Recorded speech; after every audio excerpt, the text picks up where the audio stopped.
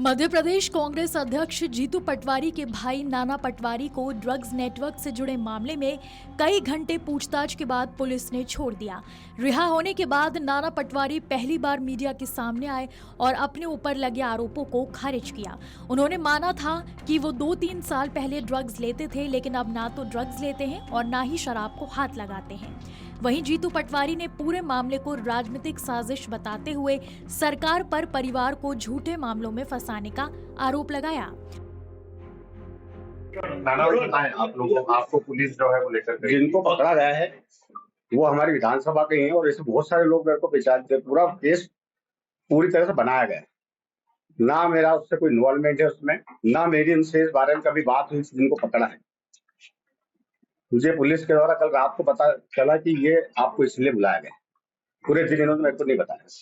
आपको कहाँ से पुलिस ने हिरासत में लिया था, कहाँ जा रहे थे उस समय? मैं गाड़ी पटकने जा रहा सर्विस पर, सनशाइन के गेट से पकड़ा है। तो उस वक्त आपसे क्या कहा? कुछ भी नहीं कहा, सुबह से लेकर शाम तक कोई बात नहीं। और फिर बाद में क्या बताया? जब यहाँ पे थाने पे लाए, जब मैंने पूछा गया लड़कों का नाम क्या आप जानते हैं क्या, मैंने कहा जानता हूँ। अच्छा, ये कौन थे दोनों जो आरोपी पकड़ाए थे? ये रोनी और ये दूसरा जो था गोलू। इसके ये गाड़ी धुलती है हमारी, संजय कौशल का वो है सर्विस सेंटर। संजय कौशल का भैया ये नर्मदा चौराहा। और जो दूसरे उसके पटाखे की दुकान है राव में सामने। नाना भाई, आपको जब पुलिस ने हिरासत में लिया उसके बाद आपको कहाँ रखा गया था? क्या आपको कहीं कोई मौका दिखाने के लिए लेकर नहीं, मैं बस घुमाए रह गए। एक बार आप ये भी बता सकते तो ऐसे इंदौर शहर के आसपास। नहीं तो बोला होगा? नहीं, कुछ बात ही नहीं, कोई बात ही नहीं। मेडिकल के लिए ले गए थे आप? नहीं, बिल्कुल छू तक नहीं बोले। नाना भैया एक बार डिटेल में कुछ जानकारी बताएं, कब आप निकले? हाँ, शुरू से कौन आपसे मिला था, क्या कुछ कहा था, फिर आपको क्या? कोई किसी ने कोई बात नहीं करी। मैं यहाँ घर से निकला, सनशाइन गेट विजलपुर चौराहे पे है, बस वहां पे आते उन्होंने 9:30-10 बजे बस उन्होंने गाड़ी में बिठाया। उसके बाद फिर घुमाते रहे पूरा शहर में, इधर से उधर, इधर से उधर। क्या पुलिस रहा उनसे कि क्या केस है, मेरे को बताओ। कोई जानकारी नहीं दी। नाना भैया, पुलिस ने आपसे सवाल क्या पूछे? कुछ भी नहीं। ब्राउन शुगर की बात आ रही है? कुछ भी नहीं, एक सिंगल वर्ड नहीं बोला। पता चल जाएगा, पता चल जाएगा, बस यही बोलते। आपने क्या ये बोला था कि मुझे मेरे वकील से बातचीत करनी है, मुझे मेरे वकील? नहीं, मैंने ऐसा कुछ भी नहीं कहा। मेरा सिर्फ ये कहना था कि मुझे क्यों पकड़ा गया। फोन भी छीन लिया था क्या आपका? हाँ, मेरा फोन उनके पास था।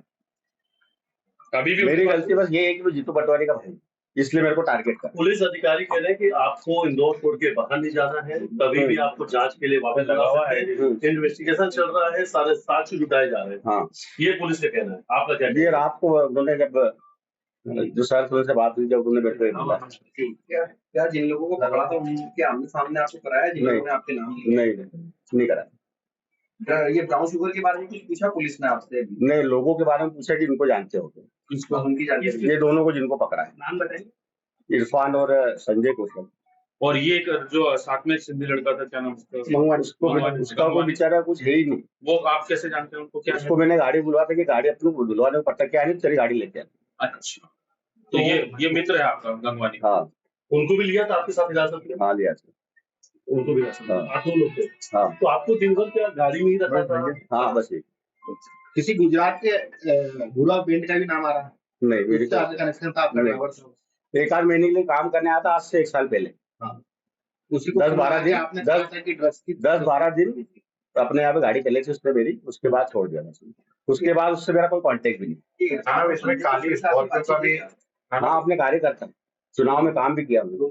हाँ, नाना भाई, काली स्कॉर्पियो का भी पुलिस ने जिक्र हाँ, वो किया था। संजय कौशल की। क्या वो आप चला रहे थे? आप? नहीं, उस गाड़ी में था भी नहीं, वो संजय कौशल की। शराब और कई आपत्तिजनक चीजें मिली हैं। वो उसका लुकआउट है, वो ना मेरे साथ था। वो जब इनको गाड़ी में आप नहीं थे? नहीं, ना मैं गाड़ी में था, ना इनके उसमें था। अपनी गाड़ी जाती है उनके धोने, बस इतना ही उनसे अपना। सर्विस सेंटर का नर्मदा डीसीपी ने, एक मिनट, डीसीपी ने ये कहा है कि उनके पास सबूत है कि आप पहले भी ड्रग्स लेते रहे हैं इन आरोपियों से। मैं इस चीज का खंडन करना चाहता। 3-4 साल पहले मैं ले रहा था, पर गलती से हो गई थी मुझसे। उसके बाद मैं 2-3 साल से कभी भी इन चीजों, शराब तक भी नहीं पीता। और ये सेंटर से आने के बाद अभी भी यहाँ क्या है, परसों भी है वहां से क्या है? मैं यहाँ पे था ही नहीं, बेंगलोर से परसों आया मैं, वेट कम करने के लिए आया था जिंदल। जय हरडिया जी ने अपनी पूरी बात कही है। कल का जो केस था, कोई भी लीगल आदमी, कोई सामान्य ईमानदार जर्नलिस्ट, सामान्य भारत का नागरिक बिना पूर्वाग्रह या बिना दुर्भावना या बिना किसी के तरफ ग्रसित हुए देखेगा तो सबको पता चला है कि सरकार का दुरुपयोग कैसे किया जाता है। किसी भी प्रकार का कहीं दूर दूर तक लेना देना कल के केस से मेरे छोटे भाई का नहीं था। ये आज एक दिन की घटना नहीं। 15 तारीख के दिन मुझे एक नोटिस दिया है कि आपको पेश होना है। किस दिन? जब मेरी साइकिल यात्रा में साइकिल पे रहूंगा भोपाल, साइकिल। ये पहले दिन रिवेंज नहीं ले रही है सरकार। पहला मेरे भाइयों पर गलत तरीके से एफआईआर की जिसका आज तक चालान पेश नहीं हुआ। फिर मेरे पिताजी को, मुझे, मेरे परिवार को, हमारे आसपास के लोगों को नोटिस दिया इस बात का कि क्या आपने अवैध कॉलोनी काटी है। मुझे ये घर ये अवैध कॉलोनी में है, ये उनका कहना है। ये 15 साल पहले, 20 साल पहले के बीच में घर बना है। सारे नक्शे, सारे हर तरह की जो कंपाइल्स होती है, हर तरह का टैक्स भरा हुआ है। लोन है इस पे आज भी, बिना लीगल उसके बैंक लोन देती है। इसके सामने जितने घर है सब लोन वाले हैं। मेरे वेयर हाउस की घटना आप सबने देखी है। मैं तो सिर्फ इतना सरकार से और मुख्यमंत्री से निवेदन करना चाहता हूं, मध्य प्रदेश रिवेंज का प्रदेश नहीं है, बदले का प्रदेश नहीं। जिस तरीके से आपका जो कार्य व्यवहार हुआ है, ये मैसेज देता है कि दाल में कुछ काला है। हमारा दायित्व है, हम पूछेंगे कि आपने 7,600 करोड़ रुपए मध्य प्रदेश के हक के गुजरात पे क्यों छोड़े? नर्मदा विस्थापन में मध्य प्रदेश के साथ अन्याय क्यों किया? आपके परिवार पे एक अखबार ने इतने बड़े एलिगेशन आप पे भी लगाया, आपका उसको उत्तर क्यों नहीं देना चाहिए? हमारे पे एलिगेशन लगे, हम आए मीडिया के सामने, हमने बात की, आपकी सरकार है, हमें पता है आप बहुत यातना दोगे, हम सहन करेंगे, लड़ेंगे, नहीं डरेंगे।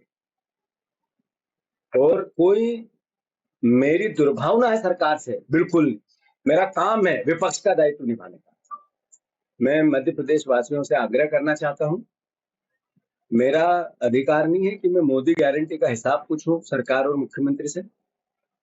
मेरा दायित्व नहीं है कि भ्रष्टाचार और करप्शन के सवाल पूछूं, जनता पीड़ित है, दुखी है। मेरा दायित्व नहीं है कि नर्मदा सरदार सरोवर में 7,600 करोड़ रुपए का हक मध्य प्रदेश का छोड़ दिया सरकार ने। कल ही मैंने बात की और 1 घंटे बाद ये सब पूरा घटनाक्रम रच दिया गया। क्या मेरा दायित्व नहीं है ये कि किसानों को खाद, किसानों की एमएसपी, किसान के बेटों की लड़ाई में नहीं लड़ूं? बहुत सी बातें हैं, समय समय पर करेंगे, कानून को भी आत्मसात करेंगे, सम्मान करेंगे, उस पर विश्वास है हमारा। मुख्यमंत्री जी, आप जेल भेजना चाहते हो, हम हमेशा तैयार हैं। मुझे भेजना चाहते हो, मेरे परिवार को भेजना चाहते हो, हम आपकी हर यातना को सहने को तैयार हैं, पर एक कदम भी पीछे नहीं हटेंगे और हमारा दायित्व निभाएंगे। साइक्लोथॉन है 14 तारीख को, 15 तारीख को फिर मुख्यमंत्री से आग्रह करूंगा, आपको हिसाब देना पड़ेगा। युवाओं के साथ जो पेपर लीक में इतना बड़ा घटनाक्रम हुआ है, रोज चोरी होती है, उनकी शिक्षा को लेकर जो हमारा आंदोलन है, 25 साल के आजादी बीजेपी की सरकार और 80 साल लगभग आजादी के हुए, क्यों फ्री शिक्षा नहीं मिलना चाहिए? एजुकेशन में एक जैसे एजुकेशन का हक नहीं लोगों का, ये डिमांड है हमारी यात्रा की। सेव शिक्षा, सुरक्षित शिक्षा करेंगे और भ्रष्टाचार के खिलाफ हिसाब पूछेंगे।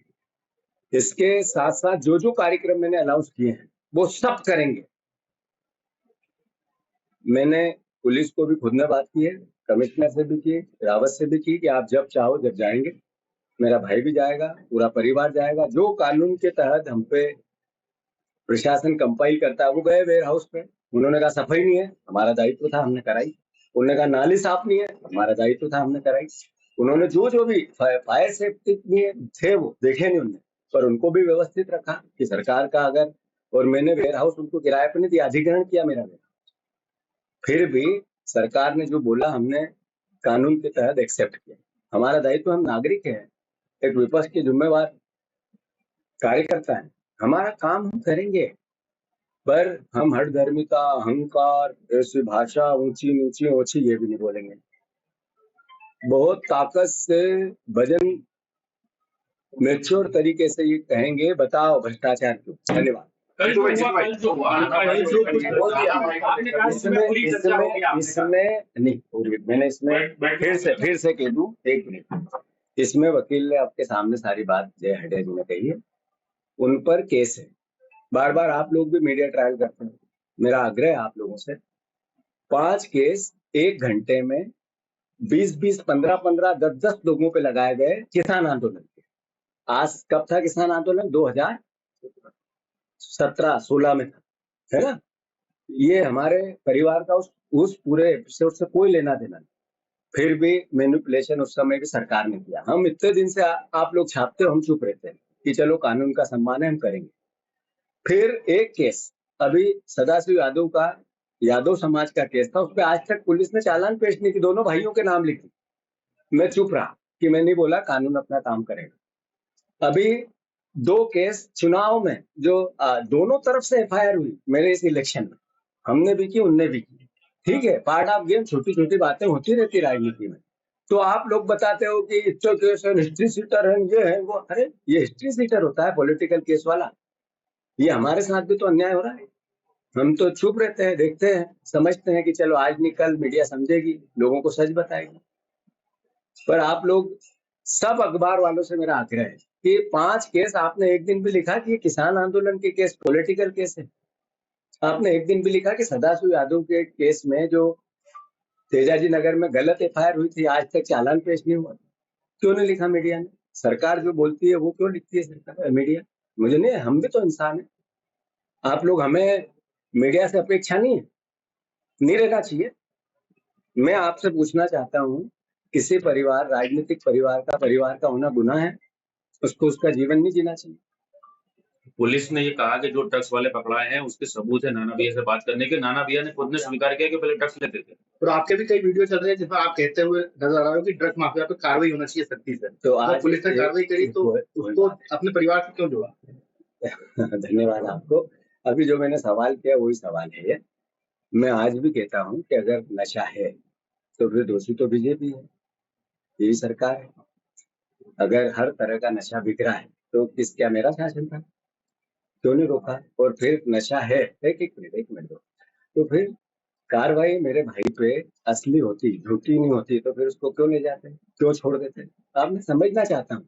अब आपने कहा हमने अपनी बात कह दी, मैनिपुलेट है पूरा केस, वो उसने बता दिया। अब आप इसका कोई मेरे से सवाल करके सुर्खियां बनानी है तो आपका दायित्व है, पर चूंकि पुलिस में केस है तो मुझे जब तक सटा छेप में चुप रहना चाहिए कि नहीं रहना चाहिए? बताओ, चुप रहना तो ये हो ना, अभी यही तो बता जो वैसे कांग्रेस मेरा आग्रह हो गया आपका पूरा। नाना भाई जो है उन्होंने भी कहा कि वो पहले कभी इस ड्रग्स में थे लेकिन अब नहीं है। किसको कहा उन्होंने? मीडिया से बोलते गए कि मैं ड्रग्स लेता था, उन्होंने कहा कि मैं नहीं लेता, अब मैं इन सब चीजों से 3 साल से दूर। बोले वो मेरे पहले की गलती थी, 3 साल से दूर हो चुका हूँ। ये अब इससे साफ गोई कुछ हो सकती है? इससे साफ गोई कुछ हो सकती है? मैं एक बेटा हूँ, मेरा परिवार है पूरे प्रदेश में, पूरे इंदौर जिले में। मैं हर परिवार के साथी से पूछना चाहता हूँ कि आपके घर में अगर नशा है तो आप पीड़ित है नहीं है? ऐसे हर परिवार है, हर परिवार दुखी है। तो ये मैं बार बार जब कहता था सरकार को कार्रवाई करनी चाहिए, तो एक जनप्रतिनिधि का, एक नागरिक का दायित्व नहीं करना चाहिए कि नहीं करना था? तो ये इसको राजनीतिक अमली जामा पहनाना क्या सच है? मैं इतना ही कहना चाहता हूँ, ये केस एक अलग है और पॉलिटिकल मेरा जो दायित्व है वो अलग है। तो मेरा हाथ जोड़ के निवेदन है कि राजनीतिक रूप से हम अपना काम करेंगे, ताकत से करेंगे, किसी भी मैनिपुलेशन में डरेंगे नहीं, दबेंगे। धन्यवाद। प्रदेश कांग्रेस अध्यक्ष जीतू पटवारी ने कहा कि सरकार उन्हें और उनके परिवार को झूठे मामलों में फंसाने की कोशिश कर रही है, लेकिन वो डरने वाले नहीं है और जनता के मुद्दे उठाते रहेंगे। आपके राज्य की खबरें, आपके शहर की खबरें सबसे पहले जानने के लिए देखते रहें अमर उजाला। चैनल को सब्सक्राइब जरूर कर लें और पाएं हर अपडेट।